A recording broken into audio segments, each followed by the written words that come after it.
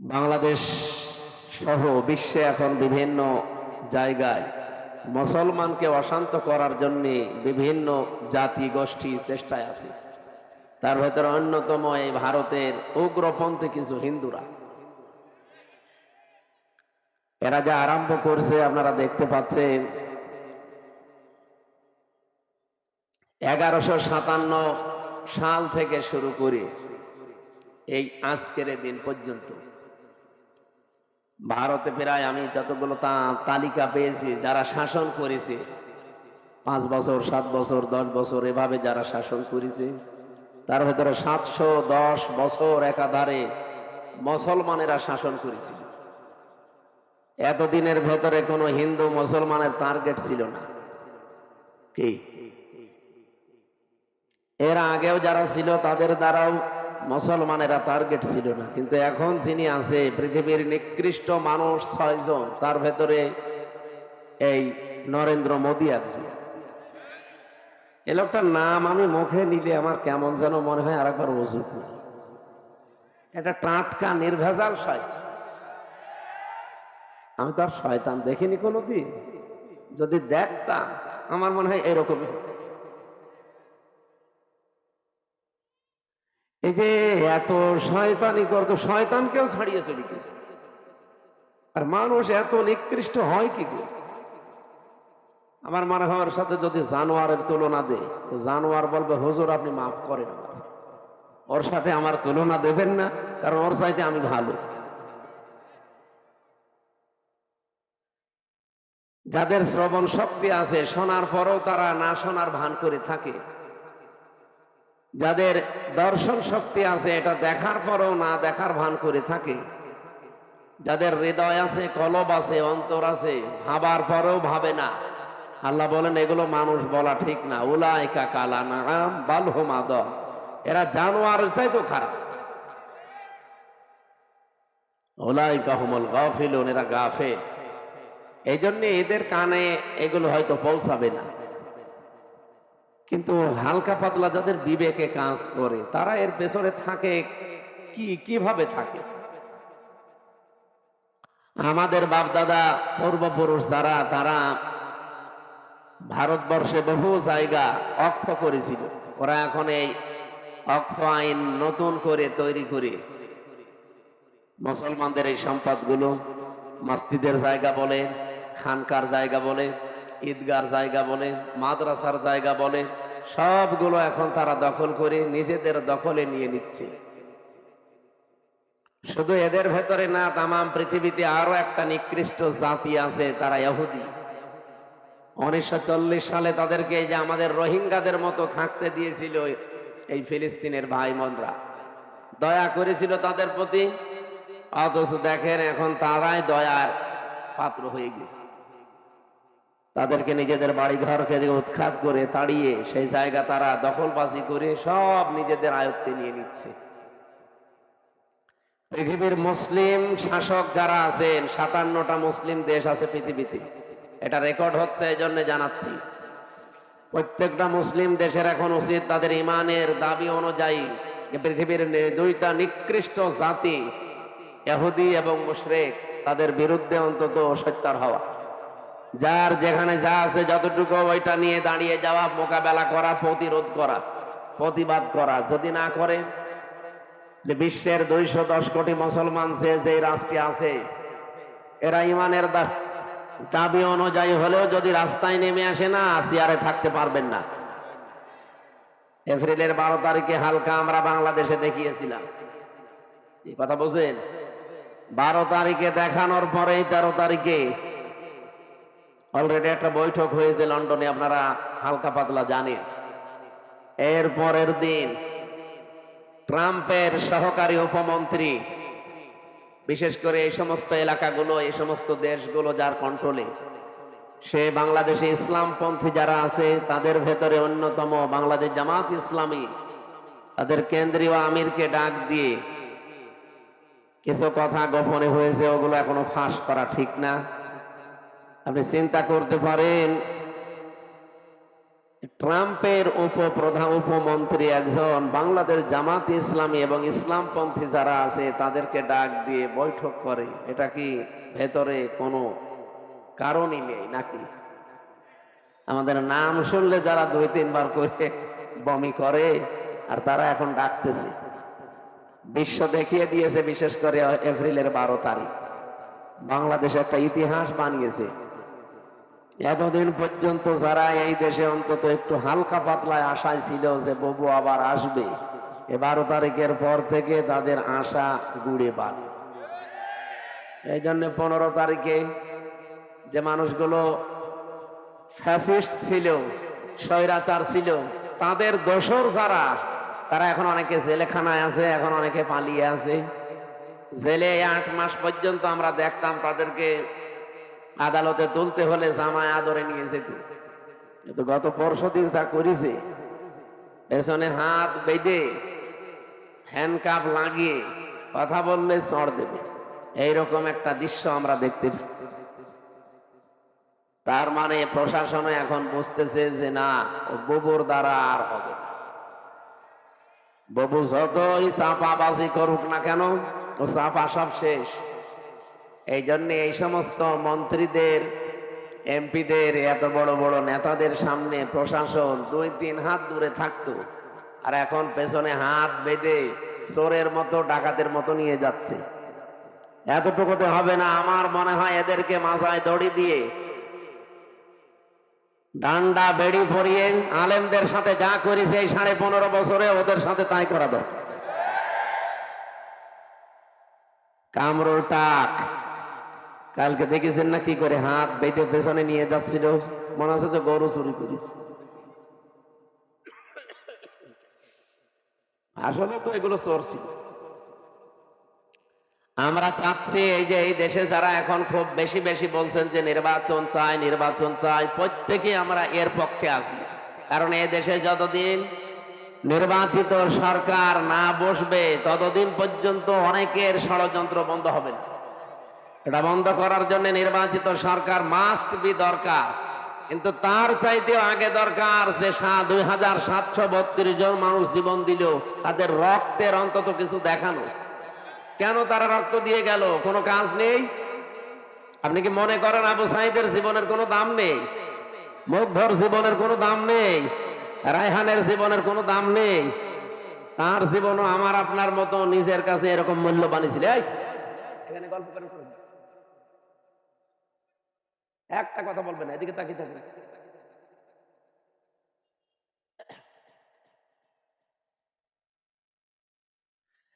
তারাও মূল্যবান ছিল, তাদের জীবনও তাদের কাছে আমাদের মতোই মূল্যবান ছিল।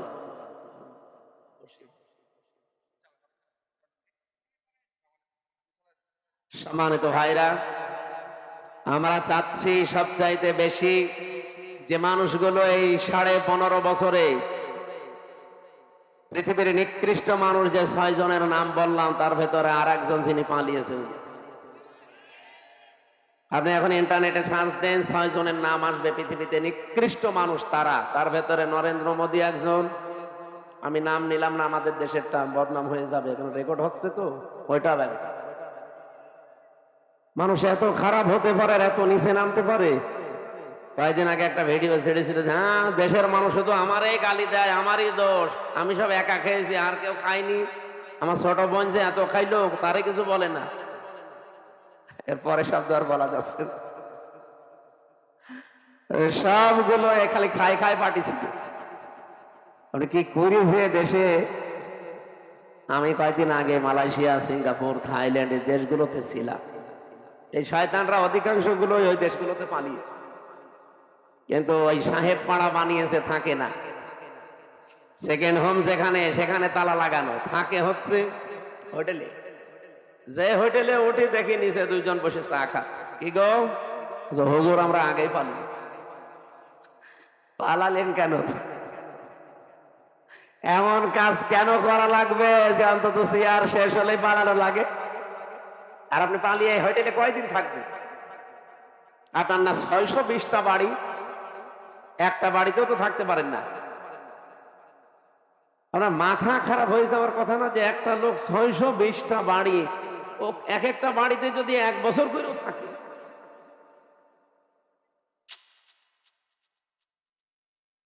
এই টাকাগুলো বাইরের দেশে পাচার না করি, এগুলো যদি বাংলাদেশে কর্মসংস্থান তৈরি করতেন। 36 লাখ যুবক এখন বেকার বাংলাদেশে। এই মানুষগুলো দেখলাম বাইরের দেশে যে রাস্তা ঝাড়ু দেয়, রুটি বানায়, থালা বাসন মাজে, পায়খানা সাফ করে। এরা দেশে টাকাগুলো পাচার না করলে এই দেশের টাকা দিয়ে সম্মানজনক কর্মজীবন তৈরি করা যেত, কিন্তু নিজের এখন আর ভোগ করতে পারছেন না। আমাদের কপালেও আপনারা আগুন লাগিয়ে গেলেন। কি ঋণ এখন জানেন? এই দেশে এখন কেউ জন্ম নিলে 1,02,000 টাকা ঋণ তার মাথার উপর, অথচ এগুলো সব জন্য দায়ী এই 1628 জন মানুষ মাত্র। এই 1628 জন যদি ঠিক হয়ে যেত না, এই দেশটা মালয়েশিয়ার মতো ঠিক 2004 সাল থেকে দাঁড়িয়ে যেত। মালয়েশিয়ার মতো দেশ এই বাংলাদেশের চাইতে প্রায় 5 ডবল এত বড় দেশ, অথচ এরকম সমতল ভূমি খুব কম, শুধু পাহাড় আর পাথর। এরকম একটা দেশকে মাহাতির মোহাম্মদ দাঁড় করিয়ে দিয়েছে বিশ্বের বুকে আছে। আর আমরা সে যে জায়গায় ছিলাম আরো নিচে নামতেছি। বলে ডিজিটাল হয়েছে। কিসের ডিজিটাল? টাল হয়ে গেছে।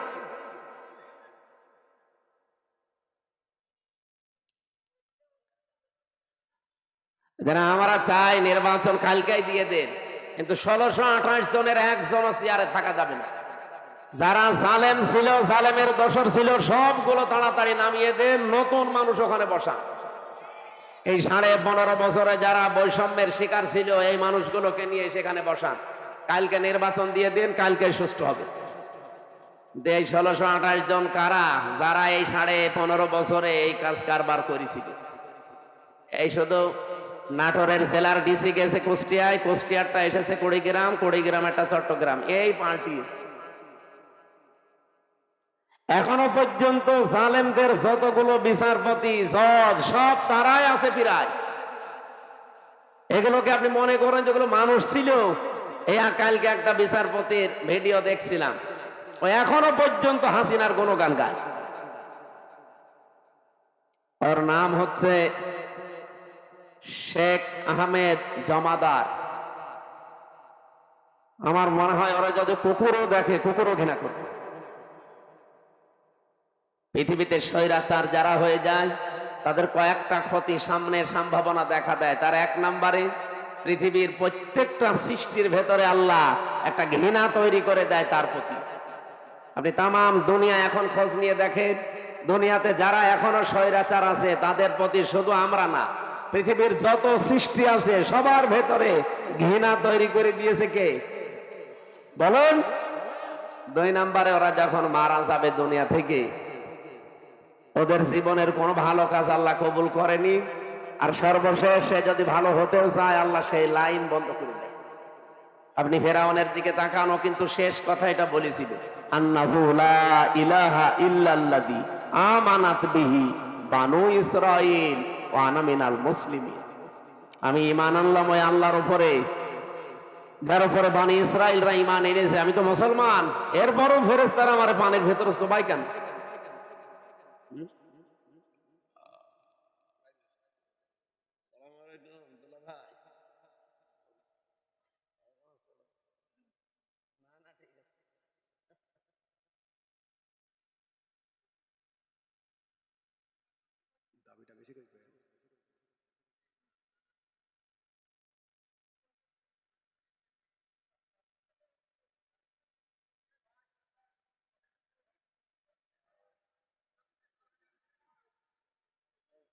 আপনার পরিচয় না, আপনার সাথে আমার এমনি পরিচয় আছে।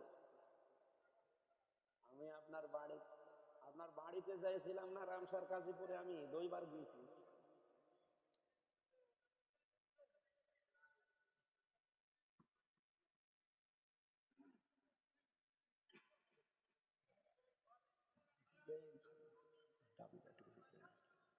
আপনার ওই একটা রোগের কথা শুনছিলাম।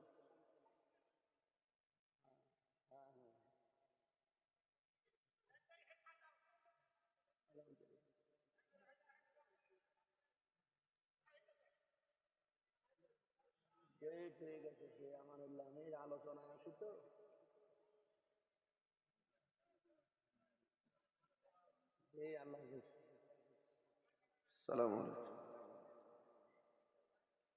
প্রধান অতিথি আজকে আমাদের অ্যাডভোকেট রুহুল কুদ্দুস তালুকদার দুলু সাহেব।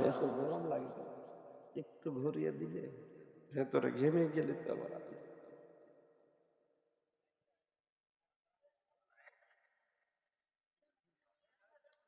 ওখানে থাক, একটু ঘুরিয়ে দেন। ফ্যান মনে হচ্ছে যে রওশন এরশাদের মতো, এর জীবন যৌবন সব শেষ হয়ে এই দুটুকু যদি বাতাস না আসে।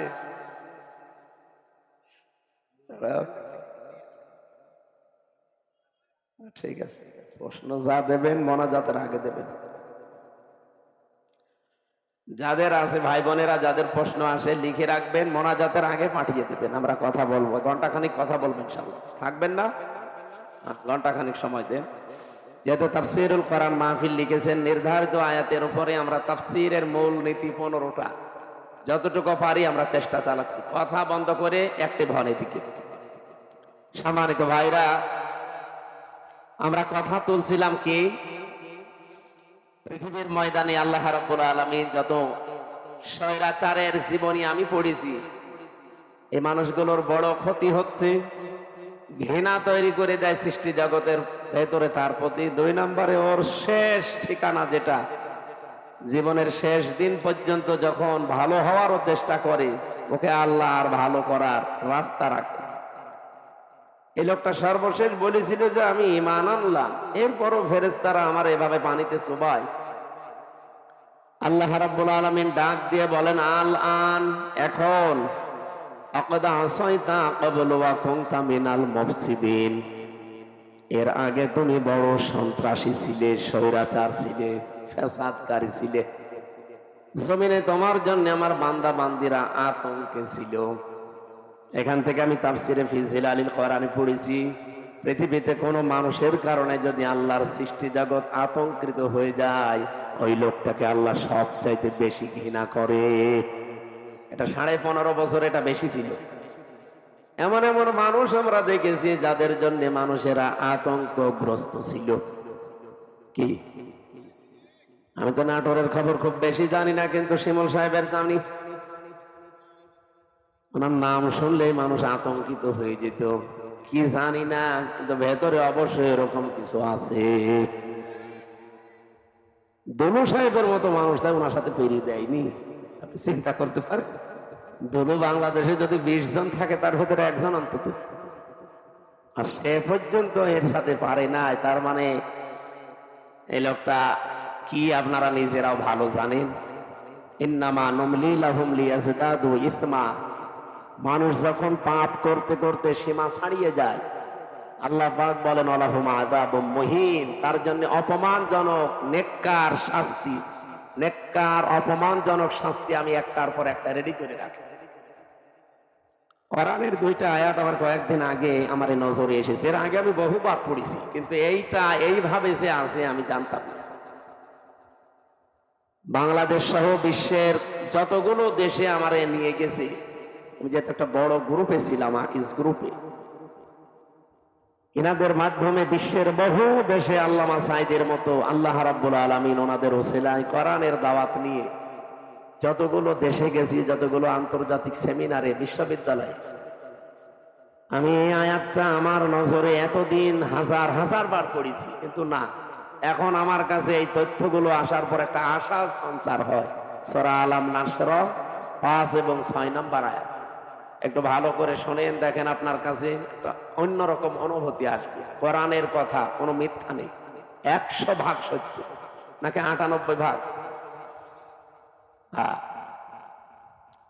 আল্লাহ পাক বলেন, ফাইন্না মাআল উসরি ইসরা, ইন্না মাআল উসরি ইসরা, 2 বার রিপিট করলেন।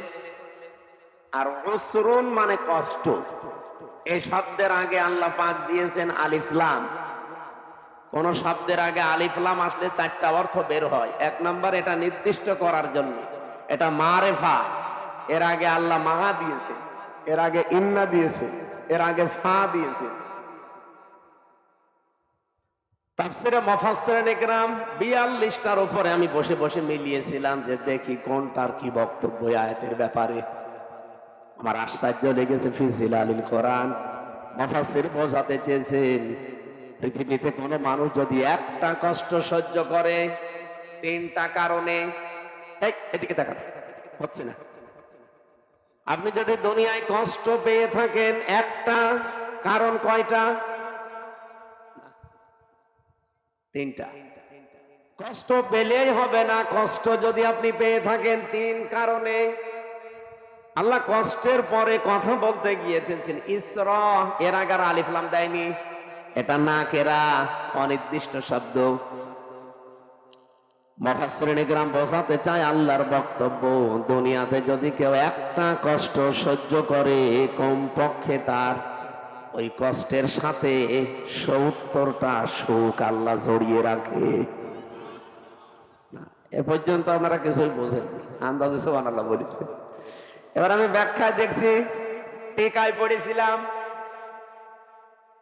একটা কষ্ট যদি কেউ সহ্য করতে পারে দুনিয়ার এই ময়দানে, কারণ কয়টা বললাম?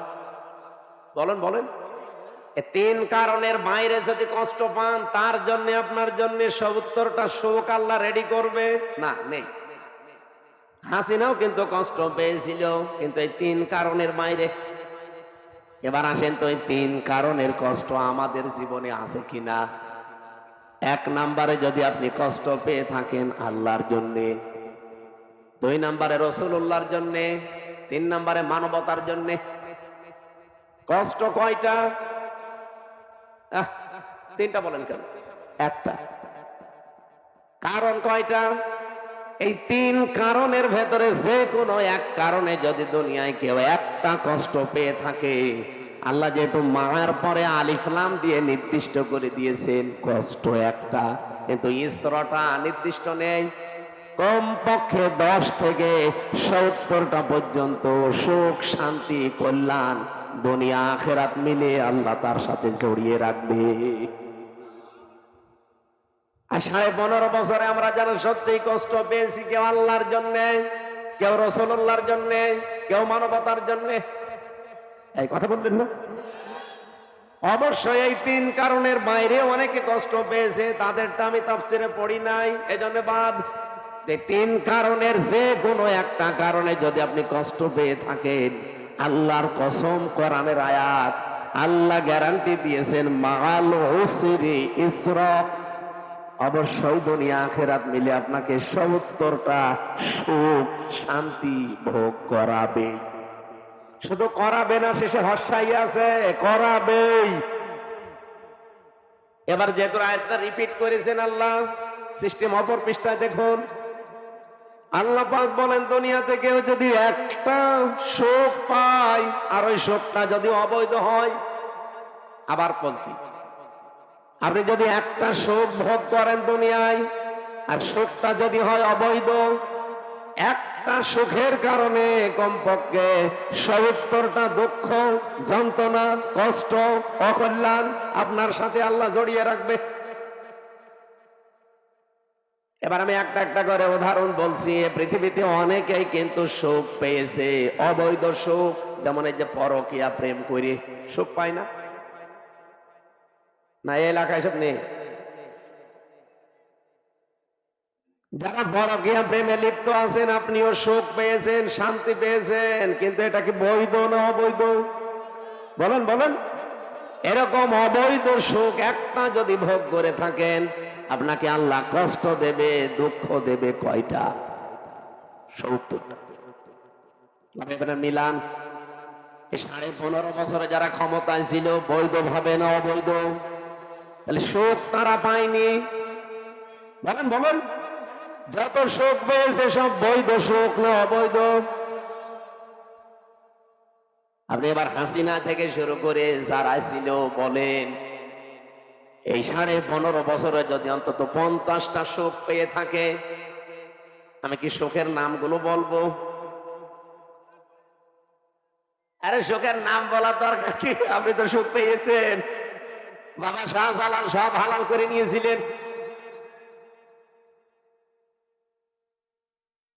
যেটা আপনার না, জোর করে সেটা আপনি দখল করে নিয়েছিলেন।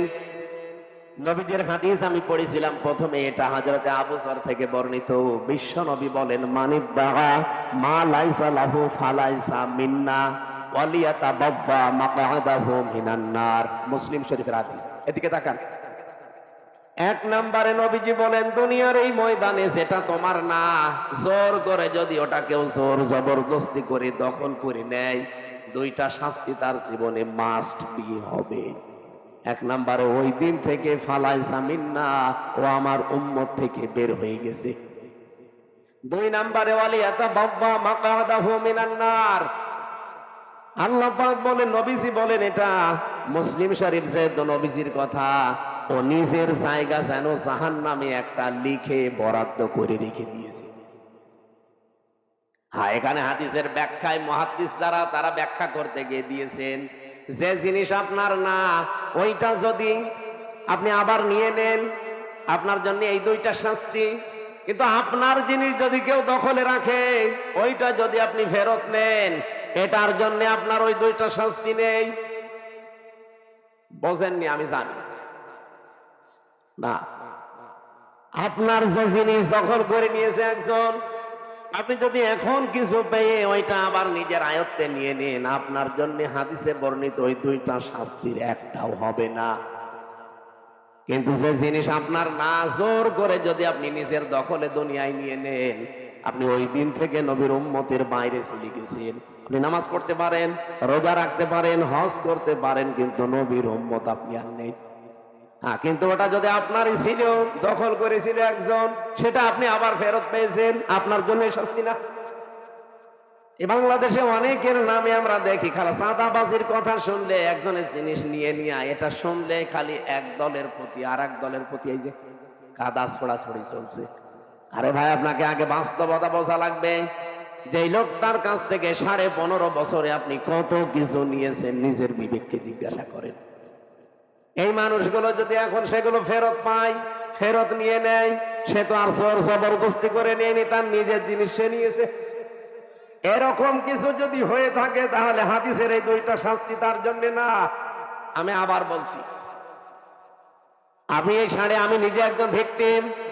এই 15.5 বছরের ভেতরে, বিশেষ করে 3 বছর জেলে থাকাকালীন, আমার বাবার বৈধ সম্পদ, এবং আমি চাকরি করতাম আকিজ গ্রুপে, খতিব ছিলাম, সেখান থেকে তারা অবৈধভাবে বহু টাকা এমনিতেই নিয়েছে।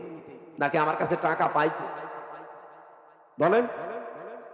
আমার ধরার পরে বলেছিল 50টা মামলা দেব, এক্ষুনি 10 লাখ টাকা দেওয়া লাগবে। বাবা তো গ্রাম্য মানুষ, জমি জায়গা বিক্রি করে যা তা করে ওরে 8 লাখ সঙ্গে সঙ্গে দিয়েছিল। ও শয়তান, তারপরও আরেকটা মামলা দিয়েছে। এভাবে খেপে খেপে বাবার কাছ থেকে প্রায় 32 লাখ টাকা নিয়েছে। আকিজ গ্রুপের কাছে নিয়েছে প্রায় 30-32 লাখ। 3 বছরে বলেন তো, এত টাকা যারা নিল, ওই টাকার মালিক তো তারাই, আর ওগুলো বৈধ মালিক। এখন যদি ওই টাকাগুলো আমি ফেরত চাই, আমার অন্যায় হবে, কারণ জিনিস তো আমারই। আপনি তো জোর করে জবরদস্তি করে উল্টাপাল্টা মামলা দিয়ে টাকাগুলো নিলেন। এখন আপনার বিরুদ্ধে মামলা দিলে ওই টাকা যদি সরকার আমারে ফেরত দেয়, আমার দোষ কিসের? আমার জিনিস আমি ফেরত পেয়েছি। কয়েকদিন আগে যে সিরাজগঞ্জ গোল চত্বরে বসেছিলাম, তারেক জিয়া সাহেবের গ্রামে গিয়েছিলাম এক মাহফিলে, গাবতলী থানা না, ওই গ্রামে গিয়েছিলাম আগস্টের 5 তারিখের আগে। স্টেজ থেকে তাড়তে তাড়তে মাঠের ভেতরে ওসি সহ আমার প্রায় 1-1.5 কিলোমিটার দাঁড়িয়েছে। পা মা কেটে ওই দিয়ে আমার গাড়িটা ড্রাইভারটা ধরে আটকে রেখে দিয়েছিল। পরবর্তীতে যাদের পাঠালাম তাদের বলেছে টাকা দিতে বলেন। কিসের টাকা? দেওয়া লাগবে। 1,13,000 টাকা গুছিয়ে দিয়েছে বিভিন্ন জায়গা থেকে। ওই দিন তো আমি নিজেই পালিয়ে বেড়াচ্ছি। মে মাসের মনে হয় শেষের দিকে হবে। আগস্টের 5 তারিখের পরে সেই দেশ পরিবর্তন হয়ে গেছে, ওর নামে বিভাগীয় মামলা হয়েছে। ওরে এখান থেকে পাঠিয়ে দিয়েছে কক্সবাজারের টেকনাফে। ওর বন্ধু এখানে চাকরি করে, আর একজন খোঁজ পেয়েছে যে আমার মাহফিল সিরাজগঞ্জে, ওই জায়গা থেকে চলে এসেছে। এসে আমি চা খাচ্ছিলাম, হঠাৎ করে এসে বলছো, হুজুর আসসালামু আলাইকুম, আমারে মাফ করে দেন। কে আপনি? বলছে আমি সেই বসি আজাদ। আরে ভাই আপনারাই খুঁজছি, এদিকে আসেন। আপনারাই খুঁজতেছি। আপনি তো বেকার আমার গাড়িটা আটক করে নিয়ে এতগুলো টাকা নিলেন, আর আমার যে তাড়া দিয়েছিলেন, হুজুর আমার বিভাগীয় মামলা হয়েছে, আমার চাকরি মনে হয় থাকবে না, আমারে দিয়েছে সেই বান্ধব কি কক্সবাজারের টেকনাফে। আমি অনেক কষ্ট করে এসেছি আমার এই বন্ধুর মাধ্যমে খোঁজ নিয়ে, আপনি আমারে মাফ করে দিয়েন। কোনো অনুষ্ঠানে যেন অন্তত আমার নামে কিছু বললেন না। আমি কিছু বলবো না, আগে টাকা ফেরত দেন। আচ্ছা টাকা নেই, টাকা নেই তো কিসের মাফ? 7 দিন সময় দিলাম, টাকা ফেরত দেওয়া লাগবে। আপনাদের এই নাটোরের সন্তান একজন ছিল আব্দুল বারী রশিদি, এই যে সিংড়ায় বাড়ি, ওই ভাইয়ের গাড়ি আটকিয়েছিল শেষ পর্যন্ত। এখানে ডিস্টার্ব করা যাবে না, থাক এখানে দাঁড়িয়ে থাক ভাই, আপনি যান, আপনি এখানে এসে বসেন তো ভাই।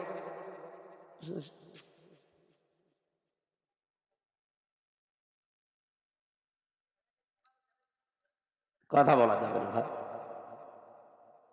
ওনারে যেই বলেছি ভাই 7 দিন সময় দিলাম, টাকা ফেরত দেওয়া লাগবে, নয়তো কিন্তু আমি এখন যে ডিএমপি কমিশনার আছে সাজ্জাদ হোসেন, আমি কিন্তু জায়গা মতো বলবো, আত্মীয় আমার, হুজুর টাকা দিয়ে দেবো।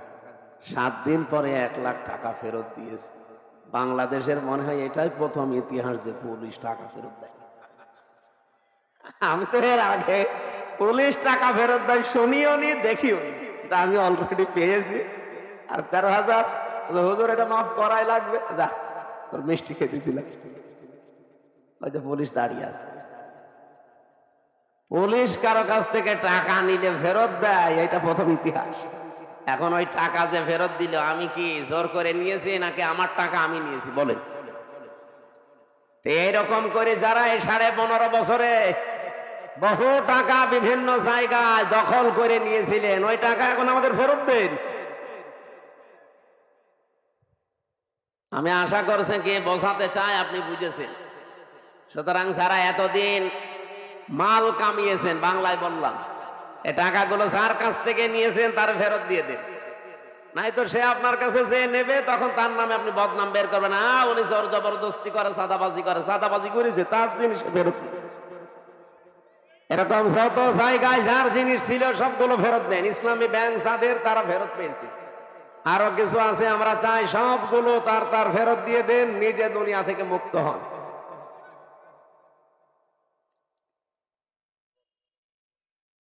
একজন ওসিকে পেয়েছিলাম জেলখানায়, আমি তো ফাঁসির কন্ডেম সেলে থাকতাম সব সময়। উনি আমার এসে একদিন বলছো, হুজুর আপনি তো তওবার কথা বলেন। আমি ওখানে ভেতরে ওই অক্তীয় নামাজ পড়াতাম, আমার পেছনে নামাজ পড়ার জন্য অনেকে আসতো। নামাজের পরে 2-3 মিনিট করে কথা বলতাম। একদিন তাওবার বিষয়ে কথা বললে উনি আমারে বলছো, হুজুর আমি একটা তাওবা করেছি, দেখেন তো আমার তাওবা হয়েছে কিনা। কি? সেই যে নির্বাচন গেল, আমি বাইরে ছিলাম, এখন আমার 8 বছর জেল, একটা হত্যা মামলার। আমি ওই সময় রাত 12টার পর থেকে আমার লোকজন নিয়ে ভোট কাটা আরম্ভ করেছিলাম। ফজরের আজান পর্যন্ত কাজ কাম করিয়ে সব জায়গা মতো পাঠিয়ে দিয়েছি। এরপরে গোসল করার পরে ওযু করে 2 রাকাত তাওবার নামাজ পড়ে বললাম, আস্তাগফিরুল্লাহ। আমার এই তাওবা কি হয়েছে? না, আপনার ইয়ার কি হয়েছে? এটাকে তাওবা বলে? আপনি কি আল্লাহর কাছে দোষ করেছেন যে আস্তাগফিরুল্লাহ পড়ছেন? আপনি তো দোষ করেছেন হামজার কাছে। একটা এমপি বানাতে 3.5 লাখ 4 লাখ হামজা লাগে, হামজার বউ লাগে। কথা বলছেন না কেন? আপনি তাদেরটা নিজে সব একা দিয়ে দিলেন, আর এখন বলছেন আস্তাগফিরুল্লাহ। আপনার মাফ হতে পারে, তাওবা কবুল হতে পারে যদি বের হওয়ার পর ওই 3.5 লাখ 4 লাখ হামজার বর কাছে যে বলবেন যে এই ভুল করে ফেলেছিলাম, আমারে মাফ করে দিন। তারা মন থেকে যদি বলে ঠিক আছে মাফ করে দিলাম, আপনি মাফ পাবেন। আর তারা যদি বলে না কিসের মাপ, আপনাকে আমরা থাপড়াবো, প্রত্যেকে একটা করে থাপ্পড় দেবো, তাই খাবে। কি কথা বলছেন?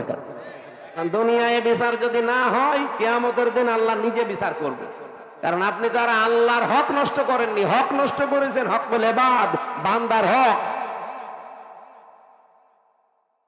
কিন্তু আপনার জন্য আমার আফসোস, আপনি হয়তো 8 বছর জেল খাটার পরে বের হয়ে যাবেন, বের হয়ে দেখবেন অনেক হামজা দুনিয়া থেকে মারা গেছে।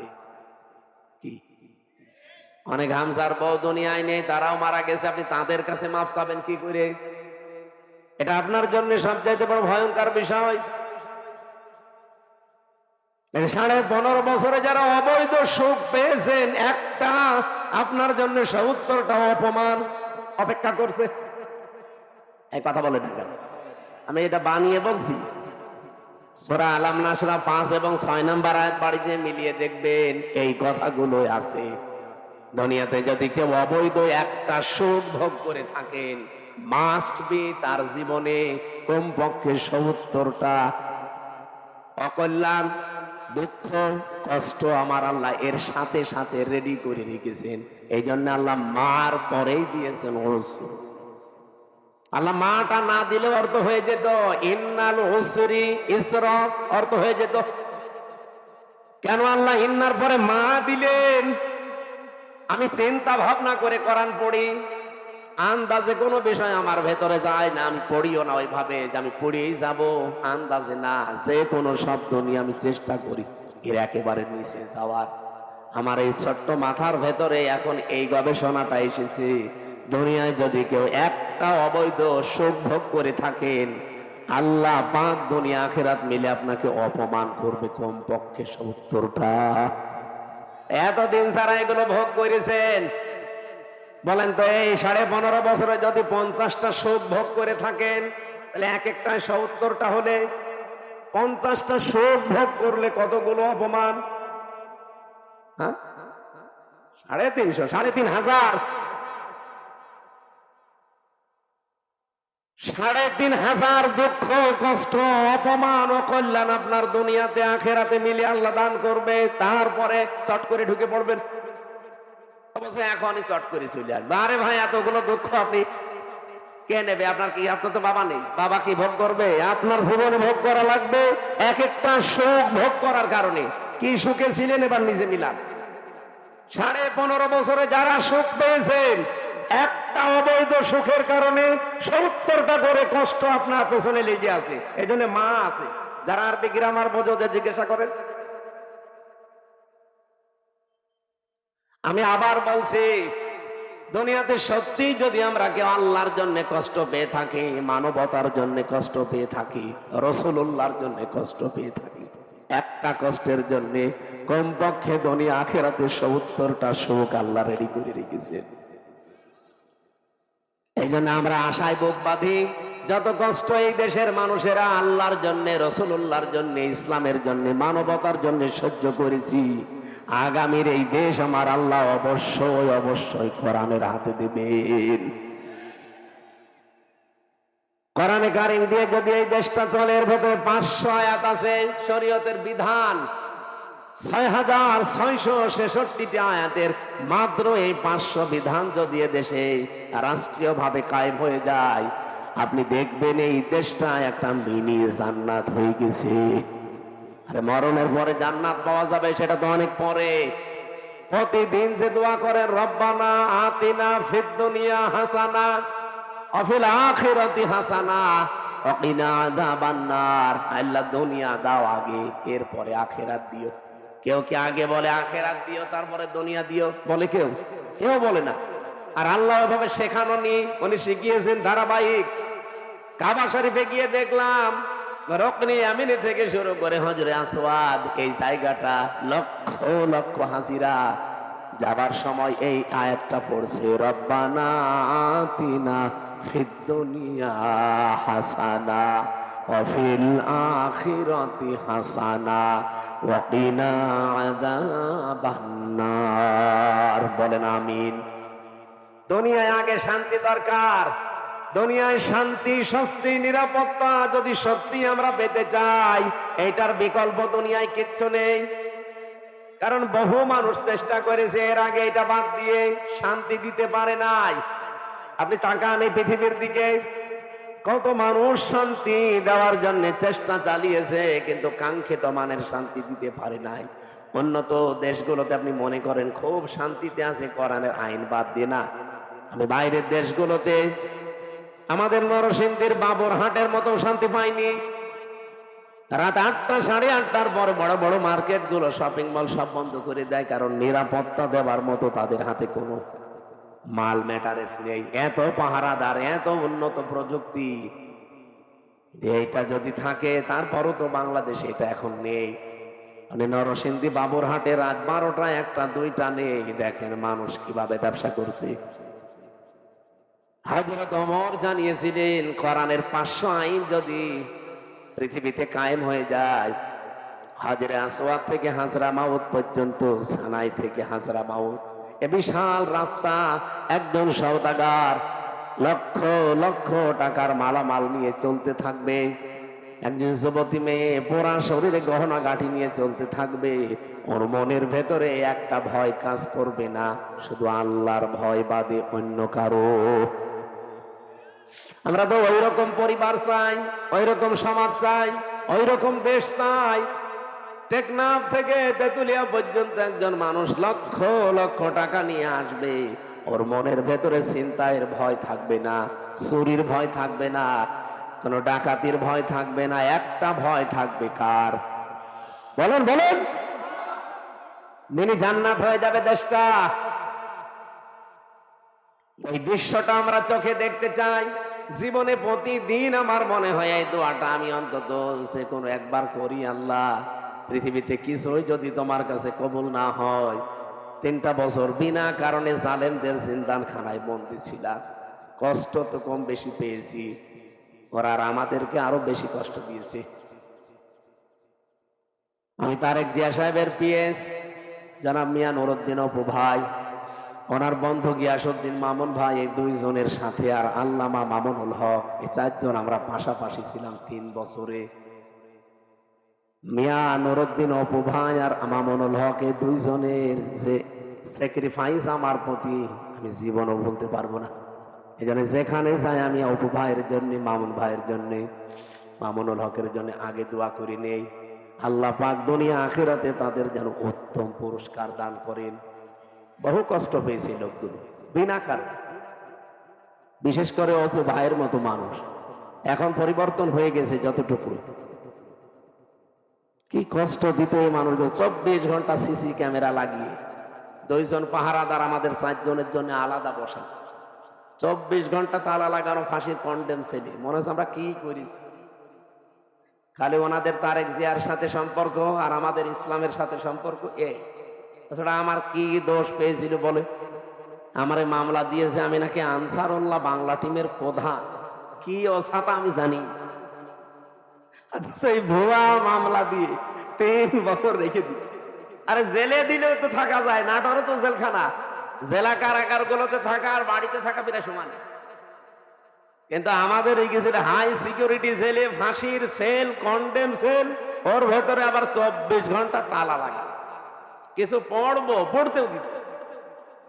একবার এক কারারক্ষী দেবদুলাল বললাম যে স্যার একটা বই নিয়ে এসে দিতে পারেন না? হুজুর আমার সুন্দর সুন্দর বই আছে, একটা নিয়ে দেব। এসে দেখি দিয়েছে বঙ্গবন্ধুর আত্মজীবনী। এটা পড়ে করবো কি? না, অনেক জ্ঞান আছে এর ভেতরে, পড়েছিলাম। পড়াটা কি করবো, কোনো বই নেই তো, সারাদিন সারা রাত ওই বই। কয়েকদিন পরে থেকে আবার দায়িত্বে এসেছে, বললাম যে ওই বই শেষ হয়ে গেছে, আর একটা ভালো বই নিয়ে এসে দেন। এবার নিয়ে এসে বঙ্গবন্ধুর ছেলেবেলা। আপনি আর বই পান না? ওখানে বঙ্গবন্ধু কর্নারে শুধু এই বই আছে। পরের দিন আর একটা বই দিল, বঙ্গবন্ধুর চীন সফর। রাগ করে বললাম আপনি আর কোন বই নিয়ে আসবেন না, আপনি যদি পারেন, হিন্দু মানুষ তো আপনার কাছে তো বলে লাভ নেই, কোন মুসলমান কারারক্ষী অন্তত দায়িত্বে আসে। আশরাফুল বলে একজন আসলো, ওর এখানে নাম লিখা, মনে করলাম যাক এরা আর কিছু না খান, হালকা পাতলা ইমান তো আছে। বললাম যে ভাই আপনি একটু তাফসীর নিয়ে এসে দেন তো। সারাদিন এই বসে থাকা, 24 ঘন্টা তালা লাগা, আপনি তো সূর্যের আলো নিতে দেন। আল্লাহর ইশারা 2টা তাফসীর নিয়ে এসেছে দেখি, ফি জিলালিল কোরআন আর তাফহিমুল কোরআন। এ পৃথিবীতে 42টার উপরে তাফসির আছে, সবচাইতে বেশি আমি ভালোবাসি এই দুইটা তাফসিরকে, আর আল্লাহ মিলিয়ে দিয়েছে এই দুইটাই। ওখান থেকে বসে বসে যতগুলো বিষয় আমি নোট করেছিলাম, ওরা তো লিখতে দেয়নি, ভালোভাবে চুরি করে করে যা করেছিলাম ওইটা আজকের তেলাওয়াতকৃত আয়াতের ভেতরে হালকা আছে। আমার এবার কোরআন থেকে আরম্ভ করি নাকি নাকি কষ্ট হয়ে যাচ্ছে, একটু বেশি সময় হয়ে গেল। জবান খুলে সূরা মুলকের 2 নাম্বার আয়াত, মাত্র একটা আয়াত পড়েছি। এ মাথার ভেতরে আয়াত নিয়ে যত কথা সাজানো আছে, সারা জীবন যদি বলা যায় তাও শেষ হবে না, এত কথা আছে। আমরা তাফসীর আকারে পড়বো এবং তাফসীর আকারে বলবো ইনশাআল্লাহ। জবান খুলে কোরআনের সোনালী আয়াত পড়েন। আউযু বিল্লাহি মিনাশ শাইতানির রাজিম। বিসমিল্লাহির রহমানির রহিম।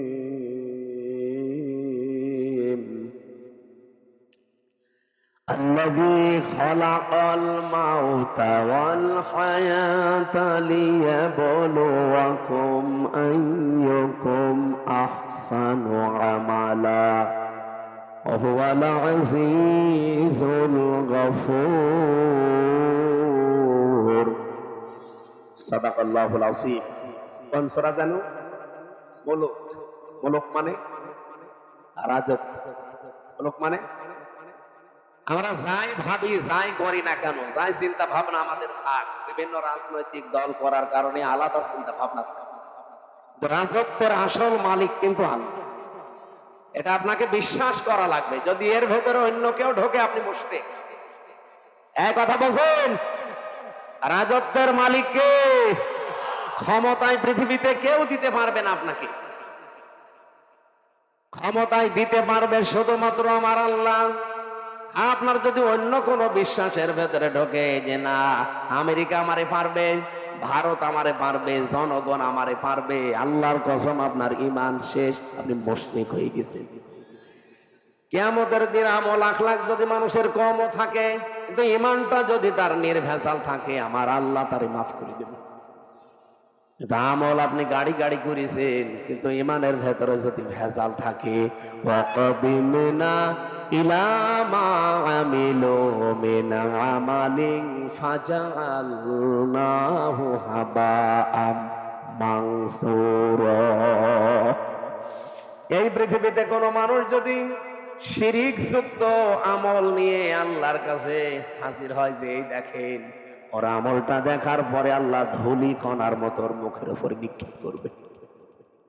আল্লাহর এক বান্দা আয়াতটা নিয়ে চিন্তা করছিলেন, বাজারে গেছে বাজার করার জন্য, হঠাৎ বাজারওয়ালা দোকানদারকে 100 টাকার একটা নোট দিয়ে বাজারগুলো সদাইগুলো দিয়ে দেন। মানে টোট এভাবে উলট পালট করে বলছে, হুজুরে টাকা চলে না, অচল টাকা। এর মাঝে যে একটা দাগ থাকার দরকার ওটা নেই, এটা জাল টাকা, ভেজাল, আপনি নিয়ে যান, অন্য সময় দিয়ে যাবেন। যেই বলেছে এটা জাল অচল, উনি সেন্সলেস হয়ে গেছে। লোকজন এসে বলেছে দোকানদার এই লোকটাকে মেরেছেন, বলছে না ওর হুঁশ ফেরান। পানি দিয়ে বাতাস দিয়ে যখন হুঁশ ফিরিয়ে এসেছে, পরে জিজ্ঞাসা করছে ভাই আপনি অজ্ঞান হয়ে গেলেন কেন? লোকটা বলছে দেখেন ওকে আমাকে কিচ্ছু বলে নাই, মারিও নাই, বকা বকিও করে নাই, শুধু টাকা দিয়েছিলাম। টাকাটা উলট পালট করে বলছে এটা জাল টাকা, অচল, চলে না। আমার জীবনে একটা ধাক্কা লেগেছে যে আমারও তো একটা টাকার নোট আছে, তার নাম হায়াত। তার নাম কি বলেন? বল। আমার তেলাওয়াতকৃত আয়াতের দ্বিতীয় শব্দই কিন্তু এইটা, আল্লাযী খালাকাল মাউতা ওয়াল হায়াতা। আল্লাহ বলেন আমি তোমাদের মউত আর হায়াত বানিয়েছি।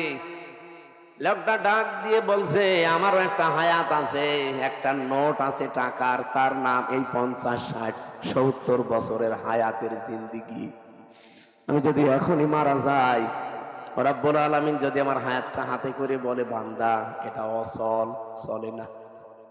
এর ভেতরে শিরিকের কিছু দেখতে পাচ্ছি, এর ভেতরে মানুষ ঠকানো আমল দেখতে পাচ্ছি, এইরকম ভেজাল আমল দিয়ে, এরকম ভেজাল জীবন দিয়ে আমার জান্নাতে যাওয়া যাবে না। এই চিন্তা করে আমি সেন্সলেস হয়ে গেছি। ও নাটোরবাসী, আমরা কোথায় আছি বলেন তো? তারাও তো মানুষ ছিল। কুল্লু নাফসিন যায়িকাতুল মাউত ওয়া ইন্নামা তুওয়াফাউনা উজুরাকুম ইয়াউমাল কিয়ামাহ। সূরা আলে ইমরান 4 নাম্বার পারা 13 নাম্বার পৃষ্ঠা 13 নাম্বার লাইনের 185 নাম্বার আয়াতের প্রথম অংশে আছে। এটা তাফসীর ইবনে কাসিরে পাবেন। রব্বুল আলামিন বলেন প্রত্যেকেই কিন্তু মারা যাবে। এই এদিকে তাকান।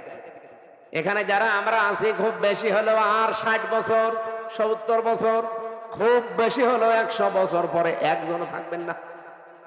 নতুন মানুষ এই জায়গায় এসে জমিন চাষ করবে। কথা বলেন না কেন? তার মানে 100 বছর পরে আমরা যারা এখানে আছি, নারী পুরুষ সবাই কবরের বাসিন্দা। মাত্র 100 বছর। আর যদি 200 বছর পরে আপনি এই নাটোরের এই জাঠিয়ান এলাকায় এসে যদি বলেন এই বাড়ি আমার, ওই বাড়িতে ওই সময় যারা বসবাস করবে তারা আপনাকে চিনি না কি, আর আপনিও তাদেরকে চেনেন না, কিন্তু বাড়ি ঘর আপনার, আপনি চিনতে পারছেন। এখন এসে যদি বলেন এই বাড়ি আমার, আল্লাহর কসম আপনাকে ঢুকতে দেবে না। আমি আমার নিজেরটা বলছি। এই যে কোরআন আমার সামনে, আমি জেলখানায় গিয়ে এগুলো আরো বেশি উপলব্ধ করতে পেরেছি, কারণ একা একা থাকতাম। আমার বাবার নাম রিয়াজউদ্দিন, তার বাবার নাম জাহান আলী, তার বাবার নাম নমাজ আলী।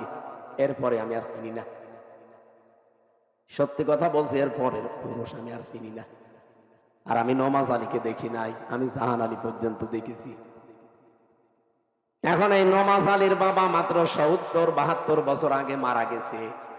এই লোকটা এখন যদি এসে বলে কুষ্টিয়ায় এই 2 তলা বাড়ি আমার, এই ভিটা আমার, আর দাঁত মুখ খুলে ফেলবেন। ভণ্ডামি করা যায় কাপড়? কিসের নমাজ আলীর বাবা আপনি? আমি তো নমাজ আলীকে চিনি না। এক কথা বলছেন না? বলেন তো, আমার বাবা রিয়াজউদ্দিন, জাহান আলী, নমাজ আলী, তারপরে আমি চিনি না। আমি তাও 3 পুরুষ পর্যন্ত বললাম। এ ভাইরে জিজ্ঞাসা করেন তো, 3 পুরুষও পারবে না? খুব 2টা পারবে মনে হয়। তাহলে ওনার 3 পুরুষের আগে 4 নাম্বারটা যদি এখন এসে নাটোরে ওনার বাড়িতে বলে যে এটা তো আমার বাড়ি ছিল, আমি এখানে থাকতে চাই, কসম আল্লাহর যত বড় দাড়ি হোক ও বাড়ি উঠতে দেবে না। বলবো আপনার জায়গা না থাকলে মসজিদে থাকেন, সকালবেলা চলে যান।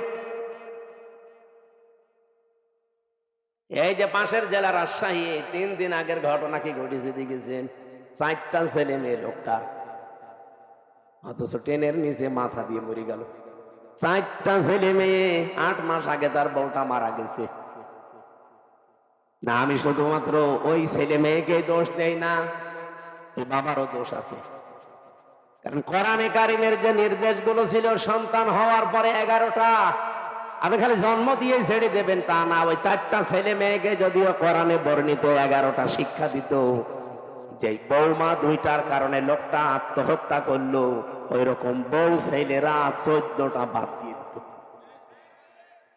আমাদের জাতির পিতা হযরত ইব্রাহিম আলাইহিস সালাম তার সন্তান ইসমাইলকে বলেছিলেন যে তোমার ঘরের চৌকাঠটা পাল্টিয়ে ফেলো, তার মানে তোমার এই বউর আচরণ ভালো না, এরে পাল্টিয়ে ফেলো। উনি কিন্তু বুঝে ফেলেছিলেন যে বাবার মনে দুঃখ দিয়েছে। এই জন্য এখানে একটা মাসলা বের হয়, আপনার বাবা যদি ইসলামী কোনো কারণে আপনার বউ বাদ দিয়ে দিতে বলে, বাবার কথা অনুযায়ী বউ বাদ দেওয়া যায়, কিন্তু 4 কারণে। আপনি বাবা ওই যে যৌতুকের টাকা পাইনি এই জন্য বাদ দিতে বলছে, ওই রকম বাবার কথা মানা যাবে না।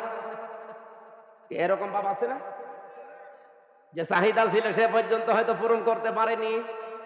এমনকি অনেকে এই যে বরযাত্রী নিয়ে যাওয়ার সময় ছেলের বাবা এই কথা বলে যে বিয়ায় আমি কিচ্ছু চাই না, শুধু 500 লোক খাওয়াবেন। আপনি কি ফকির নাকি? আর বরযাত্রী যাওয়ার এই সিস্টেমটা বন্ধ করা দরকার। এটা ইসলাম না, এটা হিন্দুদের কালচার। কোথায় পেয়েছেন এই সিস্টেম? বরযাত্রী ইসলামে আছে, ইসলামে আছে অলিমা।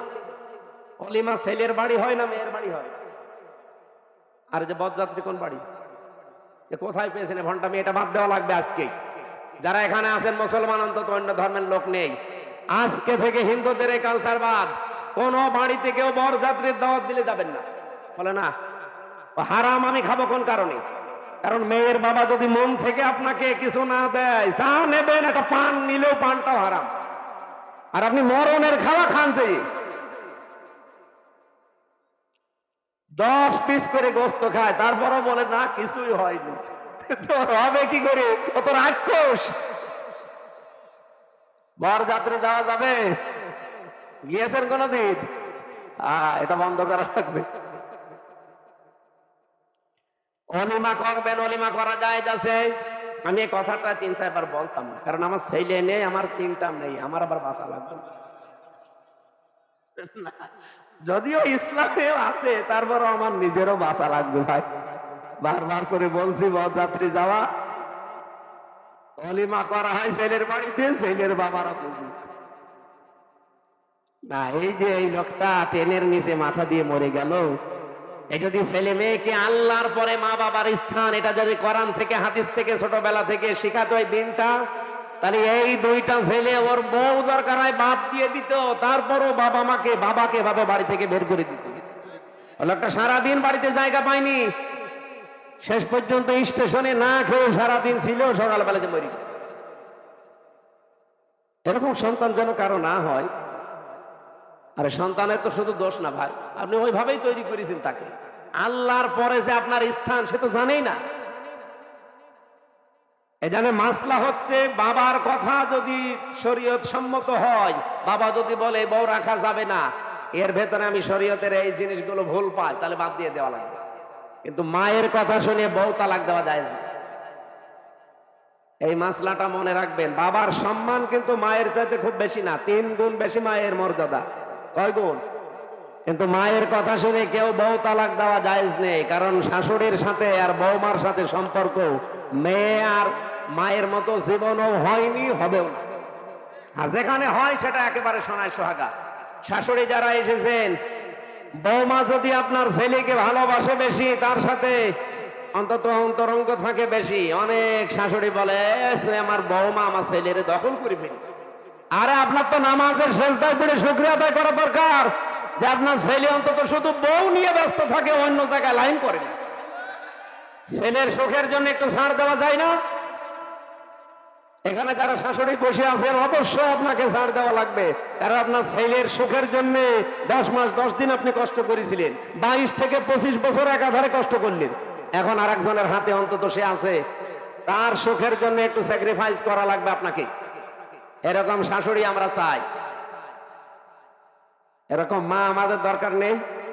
এই মার এদিকে মন পাওয়া যায় না, ওদিকে বর মন পাওয়া যায় না, শেষে আমরা রোগী হয়ে যাই। এরকম পরিবার দেশে নেই? বলেন নেই না? সম্মানিতা শাশুড়ি যারা আছেন, আপনাদের আমি হাতে পায়ে ধরে বলছি, আপনার বৌমার সাথে আপনি মেয়ের মতো ব্যবহার করেন। পরিবারে হানকা শান্তি আনতে হলে এটা আপনার লাগবে। খালি খাই নাই এ করে করে যে অশান্তি তৈরি করে রাখেন ছোটখাটো জিনিস নিয়ে। হয়তো বৌমার জন্য 1000 টাকার যে একটা শাড়ি কিনেছে, মায়ের জন্য 800 টাকা দিয়ে, 200 টাকা কম বেশি, এই ঝগড়া করছে। আমি বেশি বলে ফেললাম? এরকম পরিবার দেশে নেই? আপনি মনটা উদার করতে পারেন না যে আমি তো সারা জীবন অন্তত ভোগ করেছি, এখন যুবতী মেয়ে ওরা করুক, আর আপনার বাইরের মানুষ তো আপনার ছেলের অন্তরঙ্গ, একটু শান্তিতে থাকলে আপনার ছেলেও শান্তিতে থাকবে। বহু পরিবার এরকম অশান্তি দেখি শুধুমাত্র এই শাশুড়ির ছোট মনের কারণে। নাকি নাটোরে আমার মনে হয় বেশি বলা হয়ে গেল। আছে এরকম জানি। সম্মানিতা মা বোন যারা এসেছেন, বিশেষ করে পুত্রবধূ, আপনি আর 100 বছর পরে বললাম তো থাকবেন না, আল্লাহর কসম, দুনিয়া যেহেতু থাকার জায়গা না, শাশুড়িকে নিজের মায়ের মতো ভাবতে শুরু করেন আজকে থেকে। তো মুরব্বী মানুষের কিছু উল্টা পাল্টা হতেও পারে, নিজের মা বাবা ভুল করলে তো মাফ করে দেন। আর অন্যের মা এখন মনে করছেন শাশুড়ি তো আমার মা না, কিছু হলে স্বামীর কানে তুলে দেন, তার মনটাও তো খারাপ হয়ে যায়। আর আমি নিজে একজন স্বামী, যত স্বামী এখানে বসে আছে প্রত্যেক স্বামীর পক্ষ নিয়ে বলতে পারি, আপনি যদি সত্যি আমার মন চান, আমার মাকে বাবাকে নিজের মা বাবার মতো আপনাকে মনে করেন, নাই তো জীবনও আপনি আমার মন পাবেন না। হয়তো উপরে উপরে আপনাকে ভালোবাসবো আমার ছেলে মেয়ের কারণে, কিন্তু জীবনও আপনি আমার মন পাবেন না। আশা করছি এটা একটু ছাড় দেবেন। নিজের মা বাবার মতো আপনি মনে করে দেখেন, দেখেন পরিবারটা একটা মিনি জান্নাত হয়ে যাবে। বিশ্বনবী জানিয়েছেন, পরিবার যখন কোন স্ত্রী লোক মারা যায় এ অবস্থায় যে তার স্বামী তাকে দেখে বলে যে না, আমার বউ কিন্তু সত্যি আমার মন মতো ছিল। নবীজি বলেন, এই স্বামী স্ত্রীর লাশ দেখে যদি গ্যারান্টি দিতে পারে ওই স্ত্রী জান্নাতি। নামাজ পড়ে নাই, রোজা রাখে নাই, পর্দা করে নাই, কথাগুলো এখানে নেই। খাদিজাতুল কুবরার পুরা জীবনী পড়লাম, জীবনে এক ওয়াক্ত নামাজ পড়েননি, একটা রোজা রাখেননি, জীবনে একদিনের জন্য পর্দায় থাকেননি, জীবনে একটা হজও করেননি, একটা টাকা যাকাতও দেননি। কিন্তু তাকে আমার আল্লাহ নিজে সালাম পাঠিয়েছেন। এই একজন মাত্র মহিলা পৃথিবীতে যাকে আল্লাহ নিজে সালাম দিয়েছেন, আর নিজে জান্নাতে ঘর বানিয়ে তার জন্য সুসংবাদ পাঠিয়েছেন এই একটা মাত্র মহিলা। অথচ জীবনে কোনোদিন নামাজে এক ওয়াক্ত পড়েননি, একটা রোজা রাখেননি, জীবনে একদিনের জন্য পর্দায় ছিলেন না। কারণ কি? কারণ এগুলো সব নাজিল হয়েছিল তার ইন্তেকালের পরে। কথা বোঝে? এই বিধানগুলো সব নাজিল হয়েছিল তার ইন্তেকালের পরে, এজন্য উনি করতে পারেননি।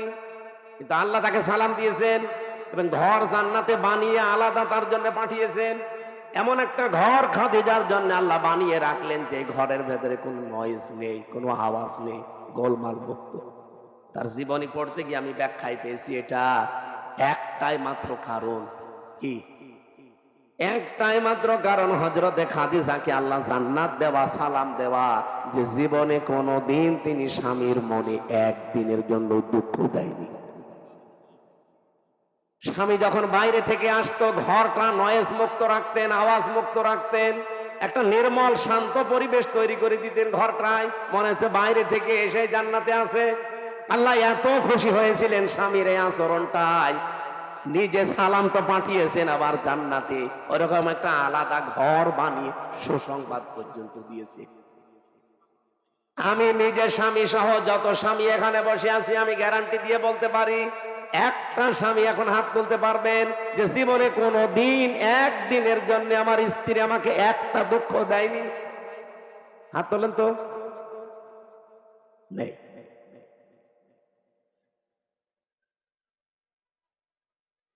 নেই। এই দুইজন তো হাত তুলতে পারে।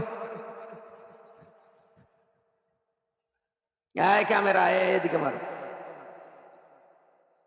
না, আমি হাসির জন্য বলি নাই, চিন্তা করে দেখেন আমিও হাত তুলতে পারলাম না, যদিও ম্যাডাম মনে হয় দেখছে, যা করে করুক গা, কপালে যা আছে হবে। কি আশ্চর্য মেয়েরা, এই যে হাজার হাজার মহিলারা বসে আছে, ওরা মনে করে নামাজ পড়লে, রোজা রাখলে আর কালো বোরকা পড়লে আমি জান্নাতি। কে বলেছে আপনাকে? খাদিজা তো জীবনে এক ওয়াক্ত নামাজ পড়েনি, একটা রোজা রাখেনি, একটা দিনের জন্য পর্দায় ছিল না। জীবনে কোনো দিন একটা দিনের জন্য, একবারের জন্য স্বামীর মনে তিনি দুঃখ দেয়নি। এরকম স্ত্রী তৈরি করা দরকার না? এখানে যারা বসে আছেন আল্লাহ যেন খাদিজার মতো তৈরি করে দেন আপনাদের, বলেন আমিন। না, সিস্টেমটা যদি উল্টিয়ে ফেলি, ওরা হুজুর এটা একটু বলেন তো, এখানে এমন কোন স্বামী আছে কিনা যে জীবনে একদিনের জন্য স্ত্রীকে একটা দুঃখ দেয়নি? একটা প্রতিদিন 20টা করে দুঃখ দিচ্ছে। আমাদেরকে হযরতে আলীর মতো হওয়া লাগবে। আল্লাহ আমাদেরকে এই মানুষগুলোর জীবনের সামনে রেখেছেন কেন? শিক্ষা নেওয়ার জন্য। পরিবারটা জান্নাত হয়ে যাওয়ার কথা, অথচ 100টার প্রায় 99টা পরিবার এখন শান্তি নেই। সে আলেম বলেন, হুজুর বলেন আর জেনারেল বলেন, সবগুলো এখন অশান্তি, এই শুধু ছোট মনের কারণে। আমি দুনিয়ার একটা হিসাব দিচ্ছিলাম, আমি নিজের দাদার বাবাকে পর্যন্ত আর চিনতে পারছি না। 200 বছর পরে আমিও যদি কুষ্টিয়ায় আমার ওই বাড়িতে এসে বলি এই বাড়ি আমি বানিয়েছিলাম, আল্লাহর কসম 200 বছর পরে যারা ওখানে বাস করবে আমারে কুষ্টিয়ায় ঢুকতে দেবে না। এ হচ্ছে দুনিয়া। আল্লাহ এর পরের অংশে দিয়েছেন, ওয়া ইন্নামা তুওয়াফাউনা উজুরাকুম ইয়াউমাল কিয়ামাহ। ও পৃথিবীর মানুষেরা, বুঝে শুনে কাজ কারবার করবা, যা করো না কেন এইটা কিন্তু তোমারে দেওয়া হবে। যা করবা এইটাই তোমাকে দেওয়া হবে। ফামান যুহযিহা আনিন নার, এইটা বলার জন্য আমি এ পর্যন্ত আসলাম, ভালো করে শুনবেন। ফামান যুহযিহা আনিন নার ওয়া উদখিলাল জান্নাতা ফাকাদ ফাজ। এখানে আয়াতের দুইটা তাফসীর হয়। আলেম যারা আছেন তাদেরকে বলছি ভালো করে মিলাবেন। প্রথম তাফসীর হচ্ছে ওই লোকটার জীবন আসল সফল, যাকে আল্লাহ জাহান্নামের আগুন থেকে মাফ করে দিয়ে জান্নাতে দিয়ে দেবে, সে লোকটা সফল। আরেকটা তাফসীর হচ্ছে পৃথিবীর ময়দানে যতদিন সে বেঁচে আছে, জাহান্নামের কাজগুলো যখন আস্তে আস্তে ছেড়ে দিয়ে জান্নাতের কাজের দিকে আস্তে আস্তে এগিয়ে যেতে পারে, তখন সে যেন মনে করে আমি সফল হচ্ছি। আগে নামাজ পড়তো না, এখন ধরেছে। আগে সুদ খাইতো, এখন ছেড়ে দিয়েছে। এরকম কাজ কারবার গুলো যখন আপনি জাহান্নামের কাজ একটা একটা করে ছেড়ে দিয়ে জান্নাতের কাজের দিকে এগিয়ে যেতে পারবেন, আপনি মনে করবেন আল্লাহ পাক আমাকে জীবন সফল করে দিচ্ছে। আপনি বলেন তো হচ্ছে আপনার জীবন এটা? না। আগে বিড়ি খেতেন না, এখন আর খান। আগে সুদ খেতেন না, এখন খান। এমনকি এখানেও আমার মনে হয় এমন এমন মানুষ বসে আছে সুদের টাকা ছেড়ে দেয়, 1000 টাকা দিলে 100 টাকা বেশি দেয়। এরকম মানুষ টাকা ছেড়ে দিয়ে রেখেছে, সেই টাকা ওয়াজ শুনে যে তুলবে, এরকম মানুষ নেই। অলরেডি টাকা ছেড়ে দিয়ে এসেছে, ওয়াজ শেষ করে কালকে যে ওই টাকা তুলবে সুদের টাকা। নাকি এলাকা এখনো শুরু হয়নি? এটা কারা কারা সুদের টাকা ছেড়ে দেবেন হাত তোলেন তো। একজন তা দাঁড়িয়ে মানুষ। আপনি কয় টাকা ছেড়েছেন? না, যারা এগুলো ছেড়েছেন আপনি না খেয়ে মরে যান ভাই। সুদের টাকা খাওয়া আর মায়ের সাথে জেনা করার সমান। আরো জোরে বলেন নাউযুবিল্লাহি মিন যালিকা। আল্লাহ আমাদের হেফাজত করুন, আমিন। আমাল হায়াতুদ দুনিয়া ইল্লা মাতাউল গুরুর। আল্লাহ বলেন পৃথিবীর এই জমিনটা, পুরা জীবনটাই ধোঁকা। এটা পুরাটা খেল তামাশা, এটা প্রতারণা ছাড়া দুনিয়ার মানুষ কিচ্ছু না। এখনো টের পাচ্ছ না? আমি হামজা যদি এখনই এই অবস্থায় মরে যাই, আপনারা হয়তো খবর পাঠিয়ে দেবেন বাড়িতে যে হামজা মারা গেছে। আমার স্ত্রী, আমার ম্যাডামে কাঁদতে কাঁদতে বেহুশ হয়ে যাবে, আমি জানি, এত ভালোবাসে। হয়তো 2, 3 দিন, 5 দিন, 7 দিন খাওয়া দাওয়া হাফ হয়ে যাবে, খেয়ে না খেয়ে পার করবে। 4 মাস 10 দিনের ভেতরে দেখবেন সব স্বাভাবিক হয়ে গেছে। কি তাহলে আমার নিজের একা না, প্রত্যেকের জীবনে এইটা। 4 মাস 10 দিনের ভেতরে ঠিক আমার শ্বশুর ম্যাডামের নিয়ে অন্য জায়গায় বিয়ে দিয়ে দেবে। কি মাত্র 4-5 দিন সংসার করার পরে ওর বাবার কল দিয়ে বলবে, আব্বা হামজা তো আর কি ছিল, এখন যেটা দিয়েছে এটা 100 গুণ ভালো। এই হচ্ছে দুনিয়া। আল্লাহ এইটা আমাদের বুঝিয়েছেন যে আমাল হায়াতুদ দুনিয়া ইল্লা মাতাউল গুরুর। যে হায়াত শব্দটা আছে না, এইটার ব্যাখ্যা করার জন্য আমি আয়াত পড়লাম।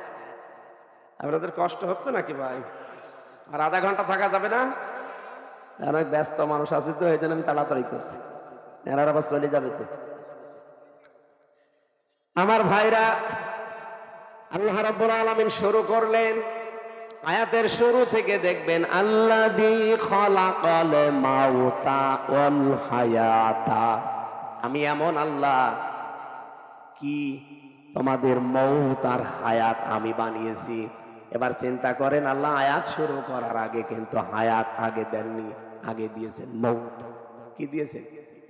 মুফাসসিররা তাফসীর করতে গিয়ে লিখেছেন, আল্লাহ পাক মানুষকে জানাতে চেয়েছেন, পৃথিবীর মানুষেরা পৃথিবীর যত উপরে ওঠো না কেন, এই কথা সব সময় মনে রাখবা যে আমার মরা লাগবে।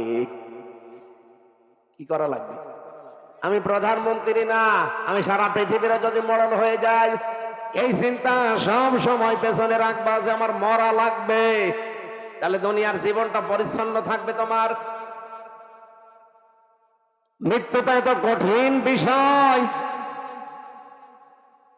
এই পৃথিবীর কোন মানুষকে যেহেতু ছাড়েন নাই, শ্রেষ্ঠ মানুষের নাম আমরা জানি মুহাম্মাদুর রাসূলুল্লাহ, তাকে পর্যন্ত মরণ ছেড়েছে।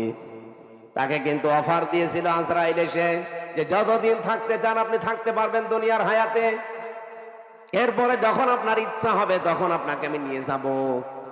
নবীজি জিজ্ঞাসা করলেন, ভাই আজরাইল, যদি আমি সত্যি থাকতে চাই কতদিন?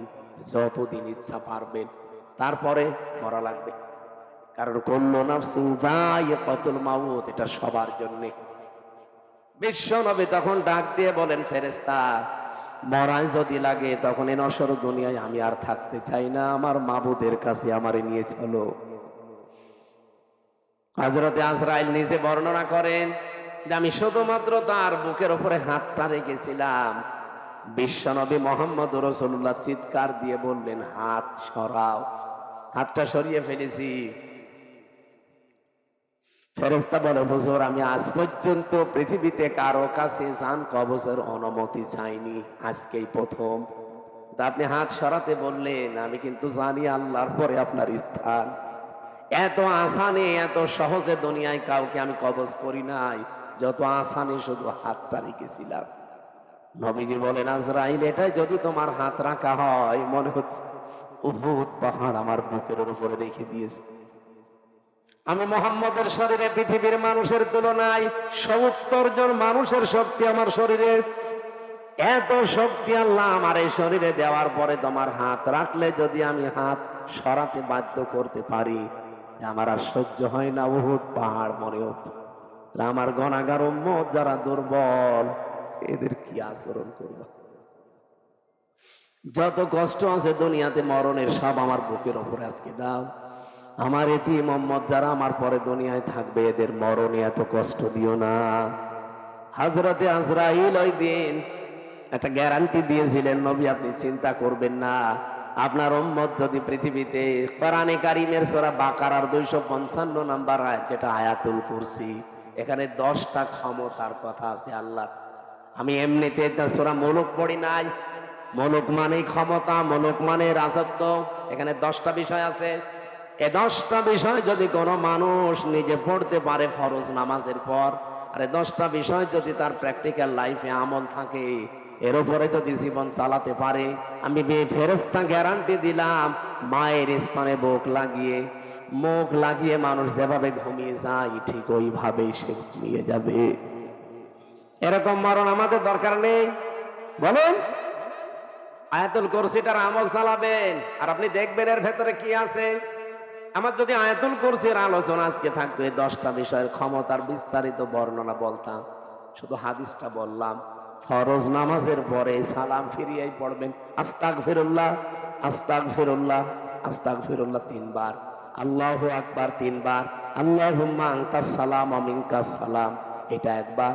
আর আয়াতুল কুরসি কিছু না পড়লেও এগুলো মাস্ট বি পড়বেন। আর আস্তে আস্তে যদি এগুলো বুঝতে পারেন যে কি বলছেন, জীবনে যত বেশি সেট করতে পারবেন আপনার চলার প্র্যাকটিক্যাল লাইফে, জীবন চলার পথে, আপনি দেখবেন আপনার জীবন পরিচ্ছন্ন হতে আছে। ওই যে ফামানসু হুসিহানিন নার ওয়া উদখিলাল জান্নাতা ফাকাদ ফাজ, আপনাকে সফল আল্লাহ করে দেবে। আস্তে আস্তে জাহান্নামের কাজ আপনি ছেড়ে দেবেন, জান্নাতের কাজের দিকে আপনাকে ঠেলে ঠেলে আল্লাহ দিয়ে দেবে। আমরা এরকম একটা সুখের মরণ চাই। এরপরের শব্দ ছিল আল হায়াত। আল্লাহ হায়াত বানিয়েছেন। হায়াত কয় প্রকার? কোরআন শরীফ পড়ে আমি হায়াত পেয়েছি 5 প্রকার। প্রথম হায়াতে আমরা যেটা ছিলাম তার নাম আরওয়া, রুহের জগৎ, যেটা হযরতে আদম নবীর পৃষ্ঠদেশ থেকে আমাদের সবাইকে আল্লাহ একদিনে বের করেছেন। এই জন্য পৃথিবীর প্রতিটি মানুষের হায়াত সমান। এখানে এই তথ্য জানেন না অনেকে। দুনিয়ায় যত মানুষের আগে এসেছে, যত মানুষ এখন আছে, কিয়ামত পর্যন্ত যারা আসবে, সবার হায়াত সমান। এদিকে তাকান, সবার হায়াত সমান। আমি আপনাকে একেবারে শেষ পর্যন্ত মিলিয়ে দেব। আদম আলাইহিস সালামের পর থেকে দুনিয়ায় যারা এসেছে, তারা 1000 বছর, 950 বছর এরকম হায়াত পেত। তারা ওই সময় থেকে চলে গেছে। এরপরে যারা আস্তে আস্তে সিরিয়ালে আসছে, 150 বছর, 200 বছর, 50, 60 বছর পরে পরে চলে যায়, নতুন মানুষ আসে। এই যারা চলে গেল, ওরা কোথায় যাচ্ছে? এই যে হায়াত 5 প্রকার বললাম কেন? আল্লাহ পাক প্রথম হায়াত দিয়েছে আলমে আরওয়া, যেটা আমরা সবাই একসাথে ছিলাম। দ্বিতীয় হায়াতের নাম হচ্ছে আলমে বুতুন, যেটা মায়ের পেটে থাকা লাগে নির্ধারিত সময়। সর্বনিম্ন থাকা লাগে 6 মাস, সর্বঊর্ধ্বে 10 মাস 10 দিন। ওটা একটা নির্ধারিত ফিরায়। এরপরে আর একটা হায়াত আছে, তার নাম আলমে দুনিয়া, যেটা আমরা আছি এখন। এরপরে সামনে আরো 2টা বাকি আছে। একটা হচ্ছে আলমে বারজাখ, যেটা কবরের জগৎ বলে। অমিন ওয়ারাইহিম বারজাখুন ইলা ইয়াউমি ইউবআসুন। তোমাদের এরপরে একটা পর্দার আড়ালের জগৎ আসতেছে, তার নাম বারজাখ, কবর। এরপরে তোমাদের ওঠা লাগবে আলমে আখেরাত, আখেরাতের জগতে। কয়টা পেলাম জগৎ? বলেন বলেন। একটা অলরেডি পার হয়ে গেছে নাকি? 2টা পার হয়ে গেছে। একটা আলমে আরোয়া, আর একটা আলমে বুতুন, মায়ের পেট। সামনে আর 2টা বাকি আছে, মাঝখানেরটায় আছে। আরে আগে 2টা গেলে পরে 2টা থাকলে মাঝখানেরটায় থাকা যায় না। এবার একেবারে কিয়ামতের আগের 5 দিন আগে যে লোকটা আসবে দুনিয়ায়, সেও তো মারা যাবে। কথা বলে না কেন? আদম নবীর পরে যে লোকটা দুনিয়ায় এসেছিল, সে 900 বছর মনে করেন ছিল। এই 900 বছর পরেই তো এখন তার আলমে বারজাখ শুরু হয়ে গেছে, কবরের জগৎ। আর কিয়ামতের 5 দিন আগে যে লোকটা আসবে, সেও তো কবরে 5 দিন থাকবে। এই যে আমি হায়াত সমান বললাম প্রত্যেকের, কেন বলেছি জানেন? আমরা তো সব একদিনই আদমের পেট থেকে বের হয়েছিলাম, কিন্তু এই আগে পরে আসার কারণে প্রত্যেকের কবরের জগৎ কিন্তু একই। হয়তো তারা আগে পাল্টিয়েছে, আমরা পরে আসতেছি। আমরা চলে যাওয়ার পরে যারা আসবে, ওরা তো এখন ওই রকম কবরের জগতে আছে। বারজাখুন মানে কি? এই পর্দার আড়া, এই যে পর্দা দেওয়া আছে, এর পেছনে যারা আছে ওরা সিরিয়াল করে আসবে, আমরা ওখানে চলে যাব। তাহলে পৃথিবীতে যত মানুষ এসেছে আসবে, এখন আছে, সবার হায়াত কিন্তু সমান।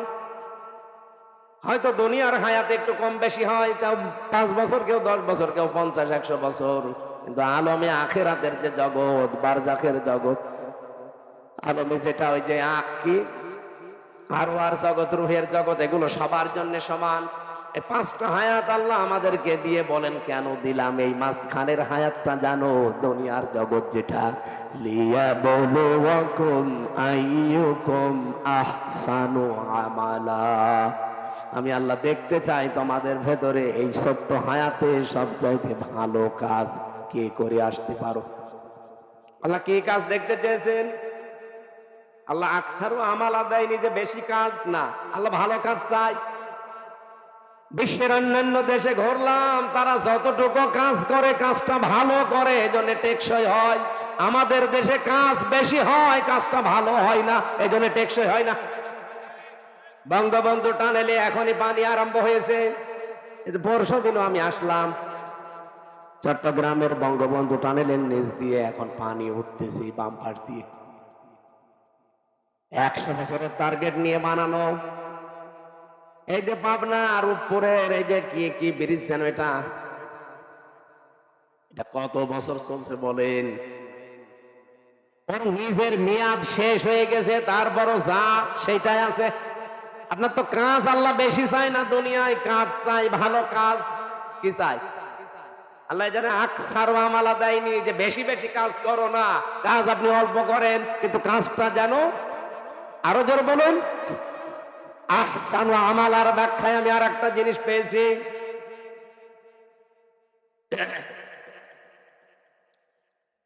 মরণের পরে যেহেতু একটা জিনিসের হিসাব আল্লাহ নিজে ধরবেন, তার নাম ওই যে মিজান। আমরা নাম শুনি যে মিজানের পাল্লায় আল্লাহ মাপ দিবেন।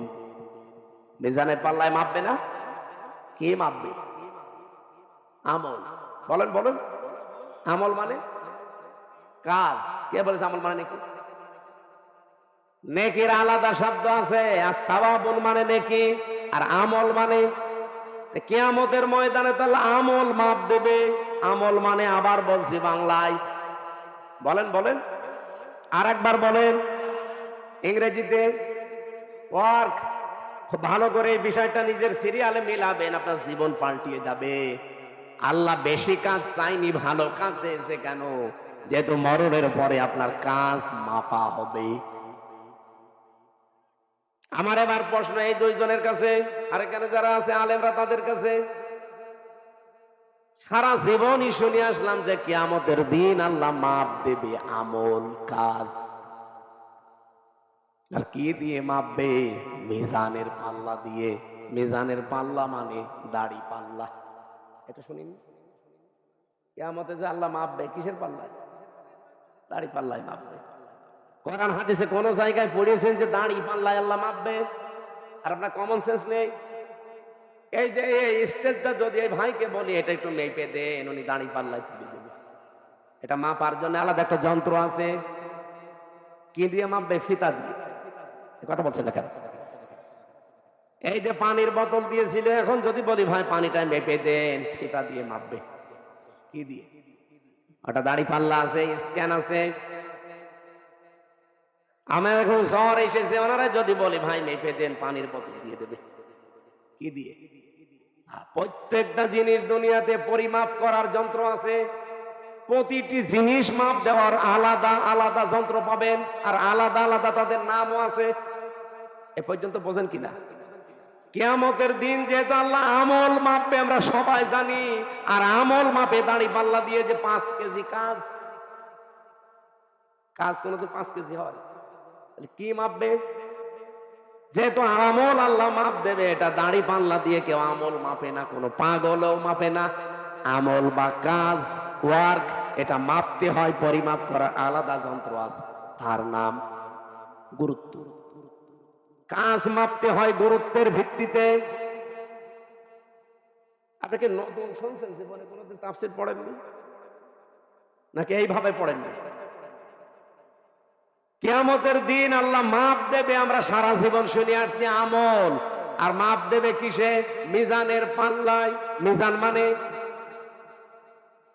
যত তাফসীর আছে, যত অভিধান আছে আরবি পৃথিবীতে যত আছে নিয়ে আসে। কোন জায়গায় মিজান মানে দাড়ি পাল্লা লেখা আছে? আছে। মিজান মানে মানদণ্ড, মিজান মানে ন্যায় বিচারের প্রতীক। এই জন্য হাইকোর্টে দেখেন সরকার একটা দাড়ি পাল্লা টাঙিয়ে রেখেছে, দেখেননি? হাইকোর্টে যেয়েছেন দাড়ি পাল্লা টাঙানো আছে। দাড়ি পাল্লা মানে কি? জামাত ইসলামের দাড়ি পাল্লা না। সরকার দেশের মানুষকে বোঝাতে চায় যে বাংলাদেশের কোন জায়গায় যদি ন্যায় বিচার না পাও, এই হাইকোর্টে আসলে ন্যায় বিচার পাবে। এই দেখো তার প্রতীক, দাড়ি পাল্লা দিয়ে দুই দিকে পাল্লা, একটাকে একদিকে ঝোলা আছে, সমান্তরাল করা, একেবারে সমান সমান। এখানে এসে ন্যায় বিচার পাবা, এটা ন্যায় বিচারের প্রতীক।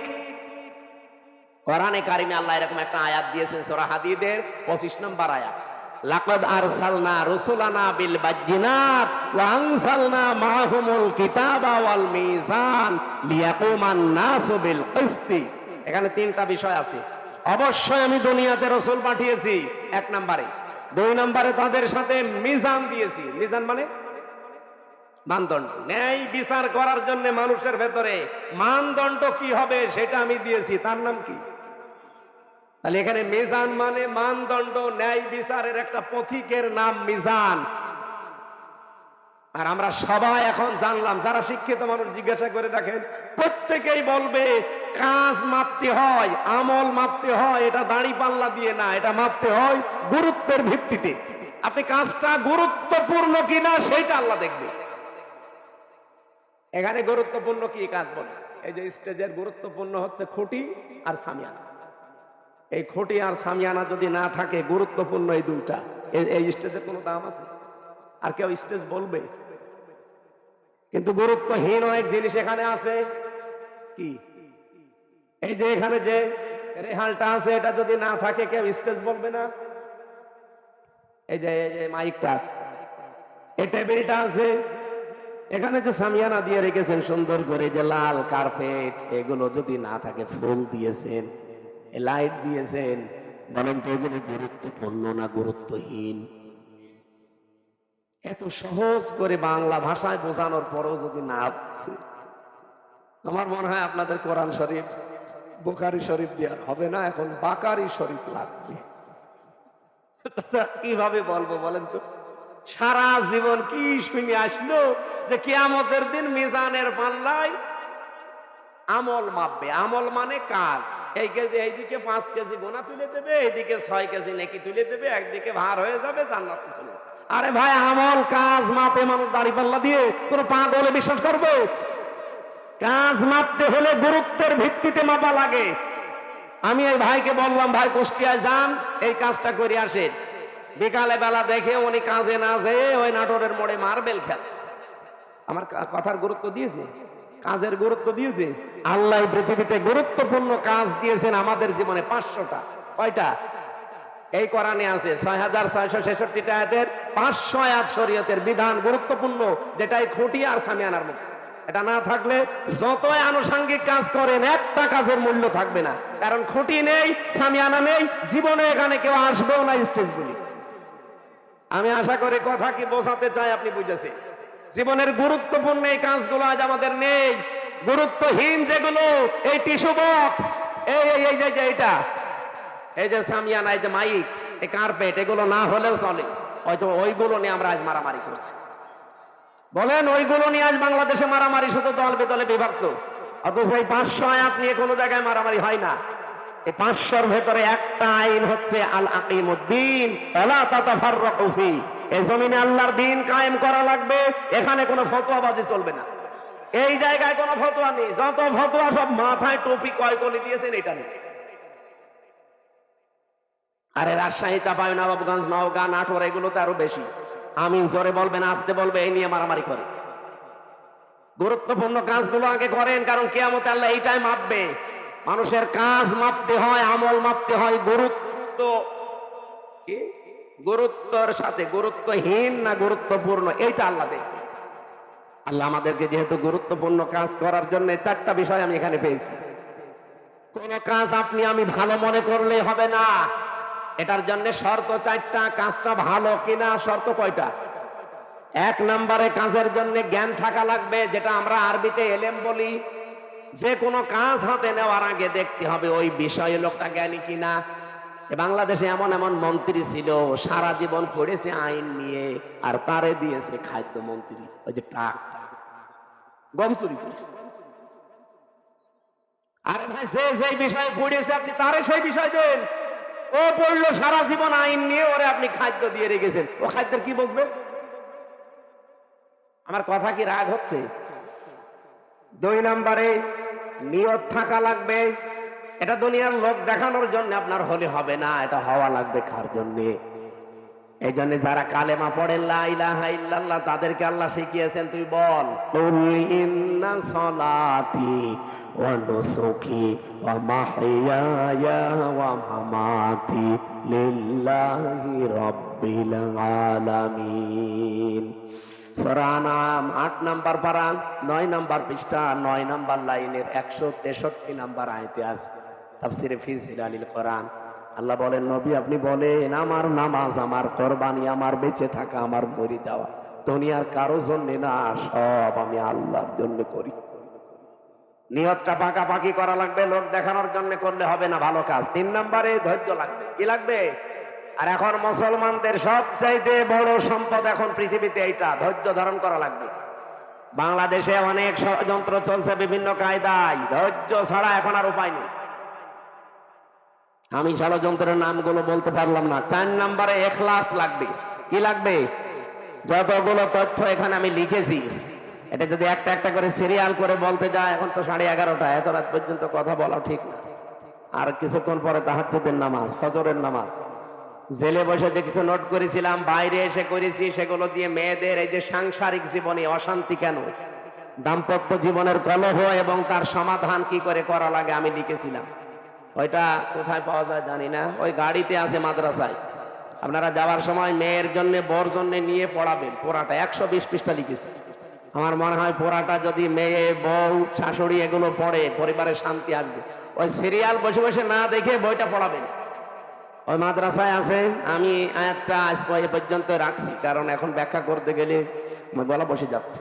এরপরে কালকের অনুষ্ঠান অনেক দূরে, এরপরে বাড়িতে একটু সময় দেওয়া লাগবে। অনেকদিন বাইরে আছি, আজকের মতো মাপছি, শেষ করে দিলাম। আর এনারা সব ব্যস্ত মানুষ, আমি আবার আসবো ইনশাল্লাহ। এই মাদ্রাসার দিকে একটু খেয়াল করা দরকার। মাহতামিম সাহেব আমার কথা বলছিল যে এই জমিটা নেওয়ার জন্য 36 লাখ টাকা লাগবে।